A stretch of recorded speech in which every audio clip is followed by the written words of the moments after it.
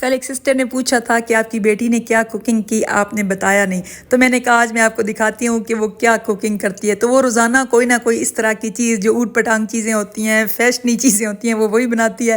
میں ذرا اوائڈ ہی کرتی ہوں۔ ایک تو یہ بھی الحمدللہ اللہ نے بیٹی دی ہوئی ہے تو وہ اس طرح کی چیزیں جو ہے وہ بنا لیتی ہے، کہ میں تو پھر دیسی چیزیں ہی بناتی ہوں۔ تو اس نے کہا ماما میں نے میکرونی بنانی ہے اور چکن پاکٹس بنانی ہے۔ میں نے اسے کہا مجھے دو، میں کچھ کٹنگ کر دیتی ہوں۔ کہتی ہے نہیں آپ کٹنگ اچھی نہیں کرتی، میں خود کروں گی، آپ بس باہر چلی جائیں میں خود سارا کر لوں گی۔ تو بس یہ اللہ کا جتنا شکر ادا کروں وہ کام ہے جس نے مجھے بیٹی جیسی نعمت سے نوازا ہے۔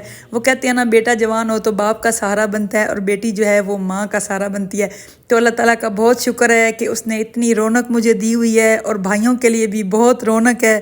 اور تو اس کے دم سے جو ہے گھر میں شور ہوتا ہے، آوازیں آتی ہیں۔ میرے دونوں چھوٹے بھائی اور میری بڑی سسٹر، ان تینوں کے پاس بیٹی نہیں ہے، بیٹے ہی ہیں ماشاءاللہ۔ تو میں انہیں کہتی ہوں کہ زندگی کی کتنی بڑی رونق، کتنی بڑی نعمت سے آپ لوگ محروم ہو۔ آپ کو زندگی کی آدھی رونق کا تو پتہ ہی نہیں، کیونکہ رونق تو ہوتی ہی بیٹی کے دم سے ہے۔ تو بس جی ماشاءاللہ ساتھ یہ کوکنگ کر رہی تھی اور ساتھ ساتھ ہم باتیں بھی کر رہے تھے۔ لیکن یہ کھلارا اتنا ڈالتی ہے کچن میں کہ جب یہ کوکنگ کر لیتی ہے اس کے بعد پھر میری ڈیوٹی شروع ہوتی ہے۔ تو آج میرا یہ بھی دل تھا ساتھ جو میری نیبر ہے، میری بہت اچھی دوست بھی ہے، کہ اس کو جو ہے افطاری بھیجوں۔ تو ساتھ ساتھ میں اس کے لیے افطاری بھی تیار کر رہی تھی، اور یہ جی تیار ہو گئی ہے اس کی چکن پاکٹس اور میکرونی، اور اب سب مل کے مزے سے کھائیں گے۔